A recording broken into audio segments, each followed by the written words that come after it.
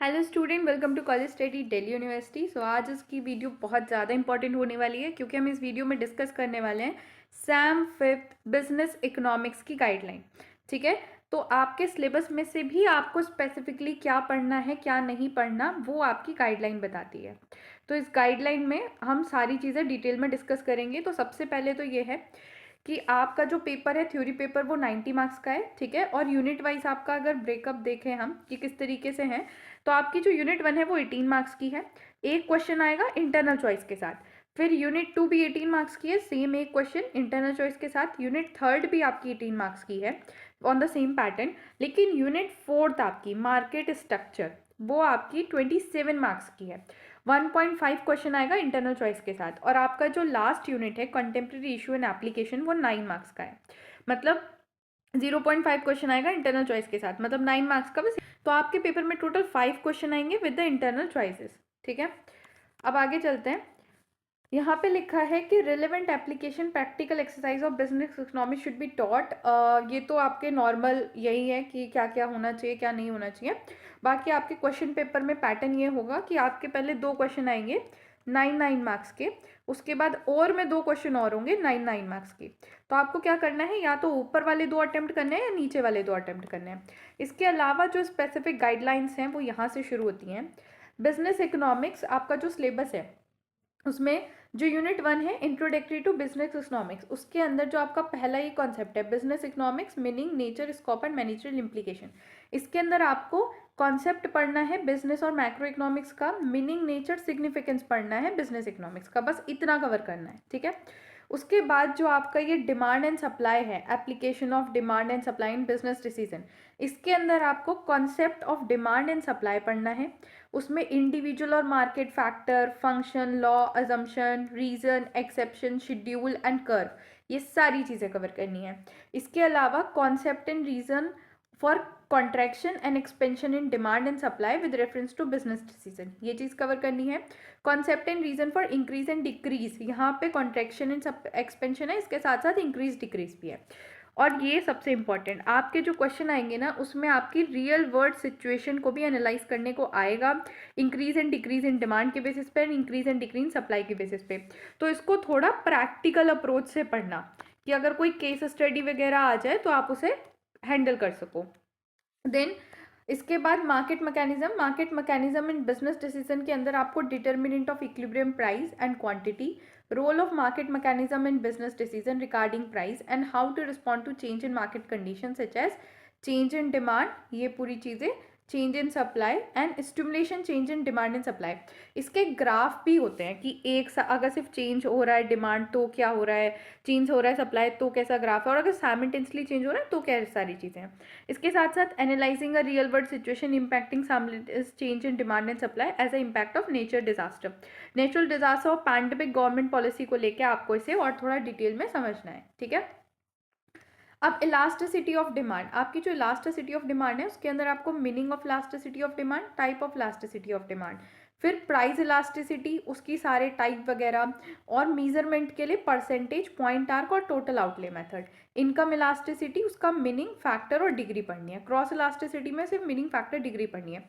सिर्फ आपको price elasticity में ही मीजरमेंट के तरीके पढ़ने हैं। ठीक है, प्राइस इलास्टिसिटी ऑफ डिमांड में आपको paradox of plenty, price elasticity of demand and revenue curve, impact of price change in quantity demanded in case of elasticity and elasticity demand, ये भी पढ़नी है। ठीक है, इसमें एप्लीकेशन, ये पैराडॉक्स ऑफ जो प्लेंटी है ना ये इंपॉर्टेंट है, इसको जरूर कवर करके जाना। ठीक है, और यहाँ पे फिर आपको इनकम इलास्टिसिटी के अंदर classification of good into luxury, necessity and inferior cover करना है।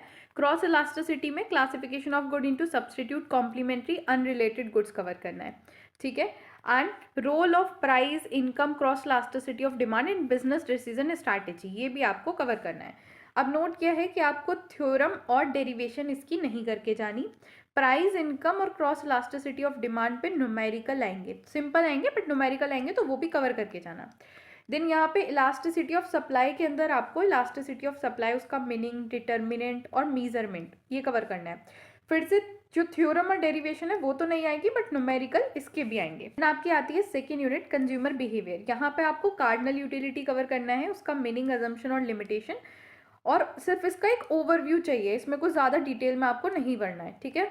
फिर ऑर्डिनल यूटिलिटी के अंदर आपको इंडिफरेंस कर्व, उसका meaning, feature, exception, perfect substitute, perfect complementary, slope of indifference curve, type of indifference curve, तीनों के लिए, गुड, बैड और न्यूट्रल के लिए आपको कवर करना है। फिर budget line, budget equation, budget set, change in budget line, income के चेंज होने की वजह से और प्राइस के चेंज होने की वजह से, ऑफ गुड्स एक्स, ठीक है।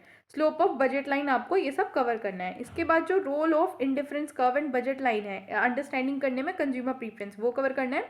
और कंज्यूमर इक्विलिब्रियम भी आपको करना है, फर्स्ट ऑर्डर का भी और सेकंड ऑर्डर का भी, और कॉर्नर सॉल्यूशन भी आपको कवर करना है। इसमें लिखा है कि simple numerical on budget line in budget set, slope of budget line, MRS and consumer equilibrium should be covered. इसमें से भी न्यूमेरिकल आएंगे, इन टॉपिक से आपको वो कवर करके जाने हैं। और इंडिफरेंस कर्व का क्या कैसे वो अप्लाई होता है बिजनेस डिसीजन और स्ट्रैटेजी में, उसकी थ्योरी आपको पढ़ के जानी है, ठीक है। देन इनकम कंजम्पशन कर्व जो है आपका marginal application of ICC and angle curve, यहाँ पे आईसीसी के कॉन्सेप्ट पढ़ना है, derivation of demand curve from ICC, ये आपको सीख के जाना है कैसे डेराइव करते हैं। एंजल कर्व का कॉन्सेप्ट, डेरिवेशन, ये सब आपको पढ़ के जानी है। रोल क्या है आईसीसी और एंजल कर्व का डिटरमाइन करने में, टाइप ऑफ गुड्स, ये आपको देखना है। एंजल कर्व और income elasticity of demand, managerial application क्या है, वो सब आपको डिटेल में पढ़ना है। Then price consumption curve, PCC, तो पीसीसी में आपको इसका concept, derivation of demand curve from the normal, inferior and Giffen good from the PCC, concept पढ़ना है प्राइस इफेक्ट का by the Hicksian approach, split करना है प्राइस इफेक्ट को होम, इनकम और सब्सटीट्यूशन इफेक्ट में, किस तरीके से स्प्लिट करके पढ़ते हैं वो भी आपको इसमें पढ़ना पड़ेगा। और इसमें आपको फिर जनरल मैनेजरल इम्प्लीकेशन भी पढ़नी है इनकम और सब्सटीट्यूशन इफेक्ट की बिजनेस डिसीजन पे, और ये सारी चीज़ें आपको डिटेल में कवर करनी है, ठीक है।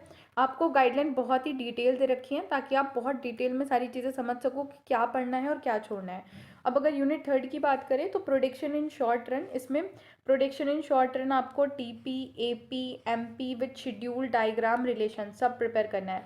लॉ ऑफ वेरिएबल प्रोपोर्शन की स्टेज और कॉसेस पढ़नी है। Role of law of variable proportion is business decision, ये भी कवर करना है, ठीक है। प्रोडिक्शन इन लॉन्ग रन की बात करें तो आइसो क्वांट की पूरा डिटेल में आपको पढ़ना है ये।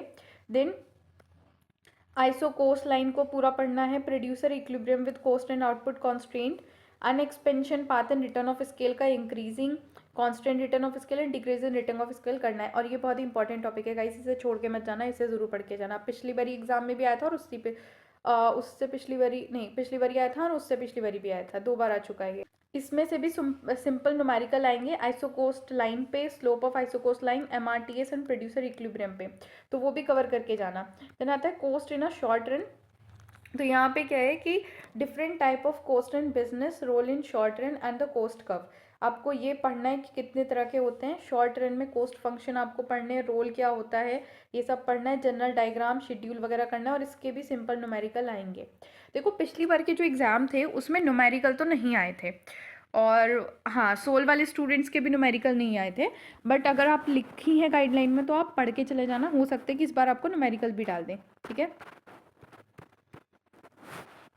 Coast in a long run में आपको long run cost function, graphical derivation वगैरह सब कंप्लीट करके, role in long run, average cost and business decision in general, ये सब भी करना है। और इंक्रीजिंग, डिक्रीजिंग, कांस्टेंट, ये तीनों स्केल आपको कवर करनी है, ठीक है। अगर आप यूनिट 4 की बात कर लें तो यहाँ पे परफेक्ट कंपटीशन में आपको फीचर, डिमांड, रेवेन्यू कर्व देखना है, equilibrium of firm in short run, total approach से भी और मार्जिनल अप्रोच से भी, और equilibrium of firm industry in long run देखना है। Short run supply curve for firm and industry, इसका डेरिवेशन भी करना है। Determination of price and output, long run supply curve पे आपको देखना है, इसके अंदर external economic, external diseconomy, determinant of price and output of long run, ये सब आपको कवर करना है, ठीक है। और मैथमेटिकल डेरिवेशन इसमें नहीं आएंगी, अगर आपकी बुक में मैथमेटिकल डेरिवेशन है तो उसे मत करके जाना, उसे छोड़ के चले जाना, ठीक है। देन मोनोपोली के अंदर आपको demand, revenue curve with monopoly, equilibrium of firm in short run, total marginal approach, ये सारी चीज़ आपको करनी है। प्राइस डिस्क्रिमिनेशन, डिग्री कंडीशन, और simple real world problem, third degree price discrimination, business decision में क्या फ़र्क पड़ता है, इसको भी एक बार देख लेना, ठीक है, क्योंकि रियल वर्ल्ड इम्प्लीकेशन सिचुएशन आने के काफ़ी ज़्यादा चांसेस हैं। अब मोनोपोलिस्टिक कंपटीशन में आपको ये सारी चीज़ें कवर करनी है, सिमिलरली इनको भी एक बार देख लेना। देखो नोट ये है कि proportionate of perceived demand curve इसमें नहीं आएगा, उसको छोड़ के चले जाना। ओलिगोपॉली के अंदर, ओलिगोपॉली तो बहुत आसान है, इसके अंदर तो फीचर एंड कॉसेस पढ़ने हैं बस। कॉल्यूसिव ओलिगोपॉली ये 2 मॉडल से पढ़ना है, और नॉन कॉल्यूसिव ओलिगोपॉली में कार्टेल पढ़ना है बस। न्यूमेरिकल और कॉर्जन मॉडल नहीं आएगा, ठीक है। ध्यान रखना कि इसमें जो मैनेजर इम्प्लीकेशन है, analysing a OPEC and CIPC as a oligopoly model, ये इंपॉर्टेंट है, इसको ज़रूर कवर करके जाना। ओपेक या CPIC में से एक ज़रूर आ ही जाता है, ठीक है। देन आपका जो यूनिट 5th है उसके अंदर concept of rent control and minimal wages आएगा। Impact of rent control and minimum wage on short and long run, ये आपको कवर करना है। Backward bending supply curve, income and substitution effect आपको करना है, ठीक है। देन आपको concept of peak load pricing करना है, net gain from peak load pricing, high charges during peak और लो चार्जेस, ये डिटेल में करना है। और प्रिजनर्स डिलेमा करना है end game theory, simplex matrix करनी है बस 2x2 की, डिटेल में नहीं जाना ज़्यादा, और नैश इक्विलिब्रियम करना है, ठीक है। तो ये सारी आपकी गाइडलाइन दे रखी है। इसके अलावा आपको लिखा हुआ है कि असेसमेंट कैसे होना है यूनिवर्सिटी की गाइडलाइन के अकॉर्डिंग। अटेंडेंस है 6 मार्क्स की, क्लास टेस्ट आपका 12 मार्क्स का, ये सब तो हो ही गया होगा। और total marks of continuous assessment भी कैसे डिवाइड करे गए हैं वो सब आपको डिटेल में दिए गए हैं। तो थैंक्स फॉर वॉचिंग, वीडियो को लाइक करो, चैनल को सब्सक्राइब करो, चैनल पे बने रहो और पढ़ते रहो।